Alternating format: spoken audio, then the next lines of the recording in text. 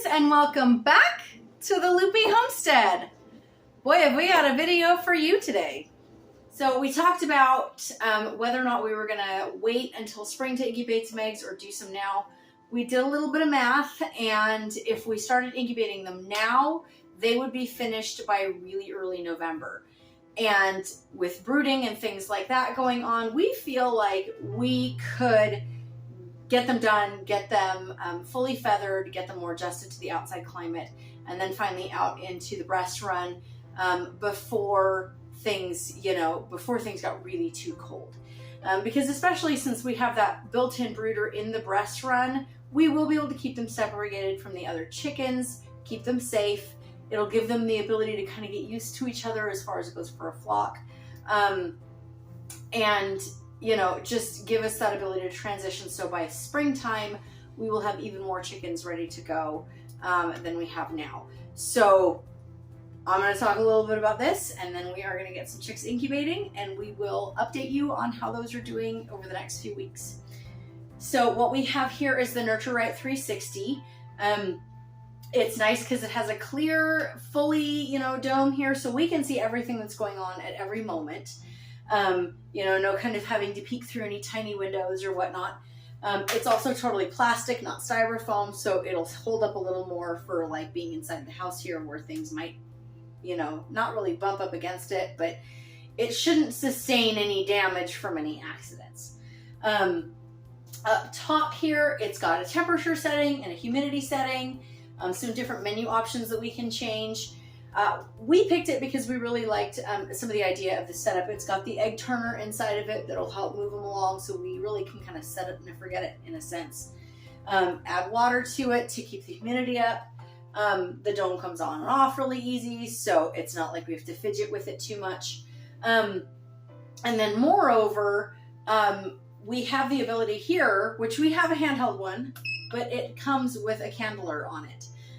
So when we're ready to, we will be able to hold the eggs over it, see how that they are doing, make sure things are progressing the way that they should. But as far as it goes for the research that we did, it seemed like the people who owned this one were really happy with it. It was a really easy way of taking care of them. Now, I will say this is suggesting that we keep it in a room that's like 75 to 80 degrees or maybe even higher. I forget. It's actually a pretty high temperature, which really surprised us. None of the rooms in our home are that warm. We don't live in South Florida. That being said, I don't think it'll be too much of an issue. So far, even with the external part of the room not being as hot as it says on the thing, this has maintained an even 99.5 the whole day. And we started testing this thing out at about 7 o'clock this morning. They want it to run for about 4 to 5 hours before you incubate any eggs. Don't just set it and forget it right off the bat. There's some prep work that's got to go on. But that being said, we've had it running for a little longer than that. Just because I figured set it up this morning, we'll get around to putting some eggs in it when we're ready. And if it runs all day, that's fine. Because when we go to put eggs in here, we will reset the timer, which is the other nice thing that this has. It has a timer on it that lets us know how many days it's been going. At least I think so. Yes. If I press the menu once, it will show me how many days till hatch. So like right now it says 21, but ultimately less than that because it's been running for the full day. But yeah, I can see the days to hatch. I can see the temperature on here. It tells me everything that I'm going to want to know. So what's coming next is to go ahead and get some eggs in here. Now, as you know, we have Golden Comets and the American breasts. Our Golden Comets are, a sterile type chicken. If we let them have a rooster in with them, sure, they would lay fertile eggs, but what we would get would not be a Golden Comet. It would be one of their original parent breeds. And since we liked the Golden Comets for early layers and stuff like that, it doesn't really do us much good to have something that maybe doesn't have exactly those same qualities. Our breast chickens, on the other hand, are the dual purpose chickens we have. And the intent with those is they are actually a fairly early layer. They lay most days out of the year. And our understanding, because we haven't been able to enjoy their meat as much, is that they are a really great dual purpose chicken. But the only way for us to find that out in force is to have more of them. So this is the way that we get more of them. Now, our breast hens have shown to be a little broody. I just don't know if we left eggs in there, if they would actually sit on them long enough for them to hatch. We may experiment with that at some point just to see. But in the meantime, we have Mother Nature's second best option right here where we can watch everything happen and, you know, kind of let you guys see the process for that too. So let me go get our eggs. We have 5 today. Now, according to this, you can actually take eggs that are anywhere from up to, I think, 7 to 10 days old and still incubate them as long as you haven't done other things to them. Again, our first try incubating, so I'm not going to go after eggs that have been sitting on our shelf for a while. However, today we did collect 5 brand new eggs that were laid all today. And we have been letting them sit on the counter all day, because that's another thing, is they want you to make sure that the eggs are room temperature. If they're not, they can get some condensation that may affect whether or not they hatch at all or hatch on time. You know, we just want this test to kind of go like as much in the parameters as possible, because we'd like to see all 5 hatch. So I'm gonna grab them. You'll notice that they're a little dirty because we haven't quite got our nesting boxes up, so they are just hanging out in shavings when they lay them right now. But we will get them tried out, get them done in here, and see how they go. So Rowan has already placed 1 in here. I have the other 4 in my hands. One thing it wants us to be specific about, and these are a little hard because they're not super pointed, but it does want the pointed end pointed towards the middle. That is to help facilitate the rolling of them. So I'm going to get them in here. I'm going to space these guys, you know, evenly around here, just so that, you know, they're all getting the same amount of air climate or something. Who knows? Probably don't have to, but I'm a little OCD like that, so it's okay. That being said, what we're going to do here is it wants me to press the plus button and the minus button at the same time. This is to double check that our egg turner is working. And I don't know if you can see here because of my arm. It is. They're going around. So I'm going to go ahead and lift this back on here now. Now, the lid does have a couple of notches that fit onto a couple pieces that come up from the bottom here. That's to make sure it locks in place good. Because if it's not sealed well, it may have issues with the humidity staying in and other stuff like that. It also has a little vent here. It wants us to make sure that that humidity is at the right spot. So it says for the first couple of days, keep it at half. If we need to adjust it to keep the humidity where it should, we can do that, but it's not something we're going to want to leave fully open or fully closed for right now. Also, as things progress in here, we will want to make sure that we are paying attention to the number of days, because as we get closer to hatch time, we will change some of the parameters of this. We might change how much water there is to create humidity. We might change how far this vent is open, or possibly the temperature. It's all going to depend on what stage of the hatching that we're in, or if they're like right at that last little bit, certain things will change then too. So we will definitely keep you updated on how this is going. And hopefully in a few weeks, we have 5 brand new chicks. Hey guys, so we had meant to keep you a little bit more in on this. I mean, I know it was just, you know, seconds ago for you. We had intended to do a little more filming on this, but you know, as life happens, it got busy a little bit. However, that being said, we have gone through almost all of our 21 days. According to this, we have 1 day till hatch day left. We went out to dinner tonight for my mom's birthday, and I came home to discover that we have some action going on here in our incubator. So this was the egg turner that we have had in until just 2 days ago. You take it out at day 3. It's what keeps the eggs moving, because of course when mom hen would be in there, like I said, she would be moving the eggs just around slightly, and that helps, you know, with their development and stuff. So we had the egg turner in there till about 3 days ago. 2 days ago, I guess, actually. And at that time we took it out and we increased the humidity in here. We had been keeping it about 50% Now the desire is at 70. I just added a little bit more water, so it's dropped down to 67. That'll come back up real quick. But we came home from dinner tonight to find out that one of the eggs had just pipped. Now we left for dinner at about 5. It is now about 8:30.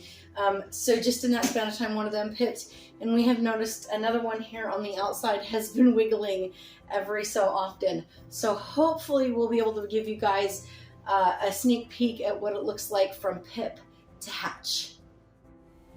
For those of you who are unfamiliar with the process, this is a pip.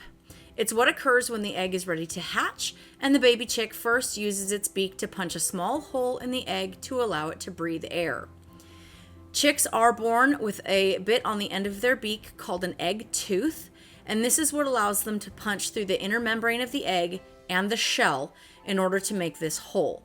Usually they'll sit with their little beaks right in the hole, breathing air, and eventually it'll make this hole larger and expand it until the egg is cracked all the way around, allowing it to hatch.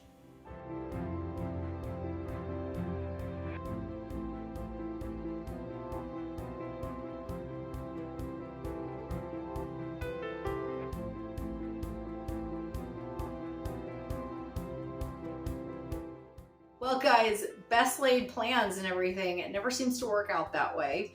I always said when we started that we were going to try to take you along this journey as much as we could, and we'd show you our progress, going forward. And life got busy and things, so we didn't really check in during the hatching period, or at least the incubating period, simply because, again, life got busy, but also not really much to see. The eggs turned occasionally with the egg turner and all that kind of stuff. But really the exciting thing wasn't until the other day when I pulled the egg turner out. And then, later in the day saw that we had a chick pip. And I kind of watched off and on last night. We saw that, a couple other, we saw 1 or 2 that had pipped and then nothing else. And then this morning, again, nothing else. And then all of a sudden, around 7 a.m., all of a sudden, all the little eggs had pipped. But there wasn't much more than that, other than a little bit of a little beak poking out a hole, and you could see it kind of breathing and stuff like that. But we had some errands to run today, so unfortunately I couldn't stay home. And most of the cameras that we would have used to set up on this, for whatever reason, all of them were not working for me today. But while we were gone today, action happened. Literally 4 of the 5 eggs that we had in there have hatched, and they are so cute. Let me show you them here. We'll get a close-up of them in just a minute. It's super adorable. We've got eggs laying out here. One of them is really fluffy. It was the one that had hatched literally just after I left this morning. My son called me and said, "Here you go, look what you see." So it's the fluffiest one of the bunch. The others are still kind of, wet looking. They're moving around, but they are still they get tired really easy. And of course, I'm making the most noise they've heard at all today because everybody's been out of the house.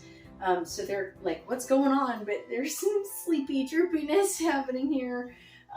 We will not disturb this. I know that it looks like it's time for them to be gotten out, gotten to a brooder. But the problem is, one, I still have a chick who hasn't hatched yet. It's got the pit mark, so I know it's gonna hatch soon. I just don't know exactly when. And then with the fact that they are not totally dried and fluffed out yet, this is what's keeping them warm enough. So in the meantime, I need to finish setting up my brooder. We actually had to go get a new one today because I forgot our last brooder box was turned into a pig trough. So it was like, oh no, we need something to put them in. So we did do that. I'm gonna get that set up here in a few minutes. We gotta put some shavings, do all the things that we've done before, but get it ready for these guys. And again, because that last one is still hatching, and I'll try to see if we can show that here in a second, it's at the very back. The humidity in this, it's at 99.5 degrees. It is 73 degrees humidity. If I take this cover off now, the humidity will drop almost immediately. And that's bad. One, for the chick that hasn't hatched yet, because she needs to be nice and warm until it hatches. And then these other guys, because they're still kind of wet, there's nothing that's going to keep them warm still. So those of you who have ordered chickens from a hatchery before, they will hatch, they will ship them right out to you. They can still kind of live and be perfectly happy in here. for the next little bit. It's not urgent that I get them right out and get them right to some food and right to some water. They're gonna be okay for a little bit. If for some reason, a couple hours from now, the other guys are a little drier, a little warmer, maybe I'll see, but I'm gonna guess for as quickly as it went for these guys to pip and then hatch, this guy is gonna be ready to get out of here sooner than I realize. I was actually surprised a little bit that the one that had pipped the earliest took so much longer in comparison. He pipped and then hatched this morning. It is now 3:17 in the afternoon. So that was about probably 9 o'clock or so this morning that he hatched, or she. We're really hoping, well, we're raising hens for eggs and incubated chicks, and then we're also still going to take any roosters for feeding ourselves for the time being. So we really don't care necessarily what there are, but I'm really crossing my fingers for more hens. Simply because the more hens we have, the more egg production, the more we're able to incubate. Ultimately, for having a big flock, hens are what we want right now. That being said, whatever these are, you know, they're happy, they're taken care of, but they mostly hatched between 9 o'clock and now. Seems like pretty one right after another. So I'm going to guess that that last egg is not going to be very long before we're greeting our 5th little chick into the family. We had a really, really cold spell there where we got down to the 10 degrees. However, we've been up in the 40s and 30s now. They will brood in the house for a couple weeks at least, if not longer.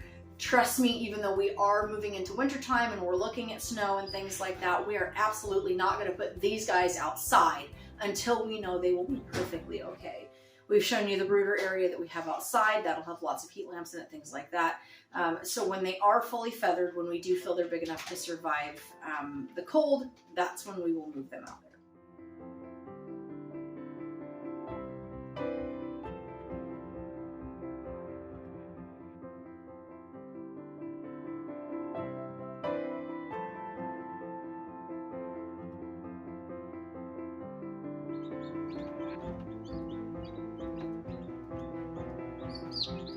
Oh no, it just fell over backwards.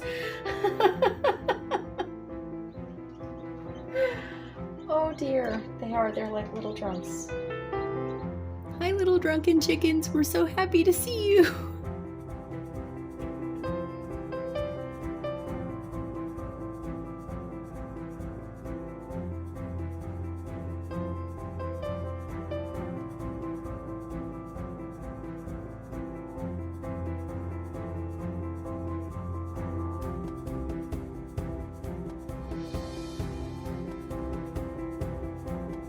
Shall we help it?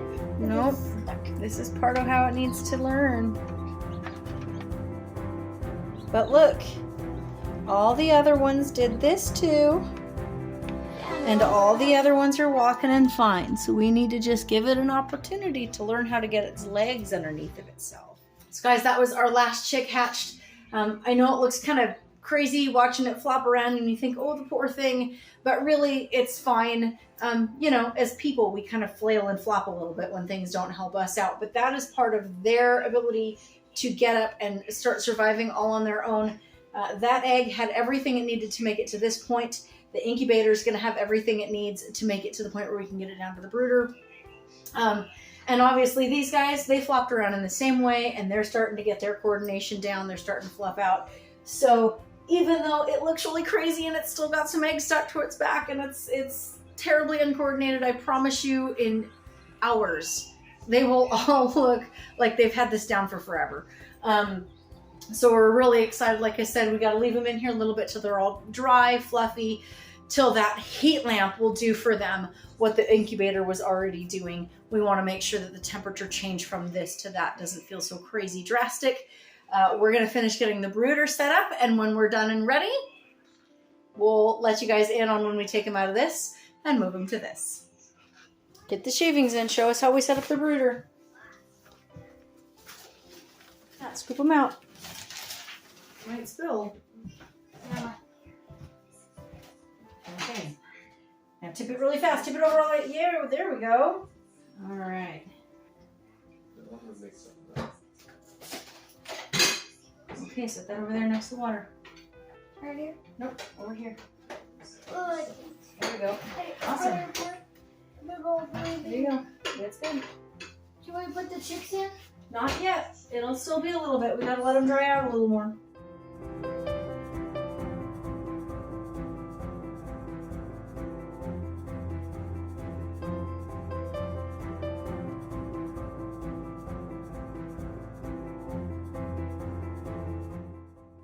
So our last chick hatched today about 5 o'clock. It is now almost 7:30. We've gone ahead and pulled the eggshells out of there so it gave them a little more room to move around. And most of them are pretty well fluffed out. They're still a little, kind of on the ends. And then the last chick is a little wetter looking than the rest, but not really bad. And we're gonna go ahead and move them over, even though they aren't completely fluffed out, simply because that way we have a couple hours before bedtime to make sure that they're comfortable in the brooder, and that I'm not gonna worry about them overnight or feel like I need to get up and check on them too much. So that's just the case. We could wait a little longer, but I would hate to wait, put them in there, and then be too tired to get up and check on them. So we're just gonna do it now. I'm totally sure that they're gonna be perfectly comfortable in here. The brooder is nice and warm. We've got the water in there feeding. The water has electrolytes and probiotics in it. And we did choose medicated feed simply because this is our first time brooding them ourselves. And unlike a hatchery, which might, spray with some medication or something like that, we don't have that here. So I would rather feed them a bag of medicated feed for their very first bag. And then after that, we'll switch to non-medicated and the typical stuff that we would tend to feed by our preferences. So let's go ahead. We're going to get them. Rowan is going to help me move them out of here. We're going to just take our time, do it nice and slow. Okay, I want you to go over here because what I'll do is I'll take them out and then I'll hand them to you and you'll set them down. Ready?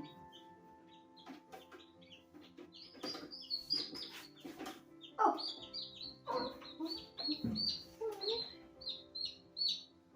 Cup your hand over top. And I'll set him down in there. Be very careful.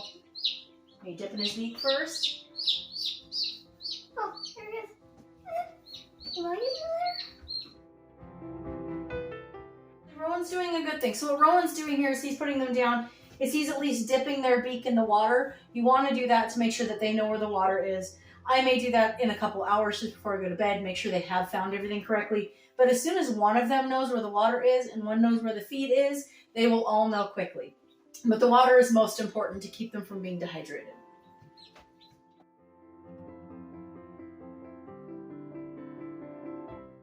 Last one. Is that All right, our last one is the one that was hatched most recently, so it is the least fluffy. Non-fluffy? But it'll fluff out just fine in the next little bit. Okay, so all of the chicks are moved out of the brooder, all 5 of them. Really, our brooder can do up to I think 23 of them. So in the future, we can probably do larger batches, but for right now, because we didn't want to, wait days and days before we incubated the batches of them, we went ahead and just did the 5 that we had collected that day. So at this point, they're in here. They're all kind of congregating right together. They may explore a little bit, but they definitely don't seem like they're too cold. They seem to be really enjoying that heat a lot. So right now, generally if you see the chicks huddled directly under the light, that's not such a great thing, simply because it might mean that everywhere else is too cold. But in this instance, because they're so new, we want to see them underneath this. We want to see them trying to stay warm. Clearly they're comfortable because they're all starting to fall asleep. So what we'll do is we'll leave them in here for a little bit. We'll come back and check on them in maybe an hour or so, see how they're doing. I mean, we check on them periodically. They're in our kitchen right now anyway, so kind of hard to go do anything in here without checking on the chicks. But we'll specifically make sure that they're doing all right, that they seem comfortable. As soon as they start getting curious about the scenario, that their surroundings that they're in, that's a great sign because it means they're incredibly comfortable.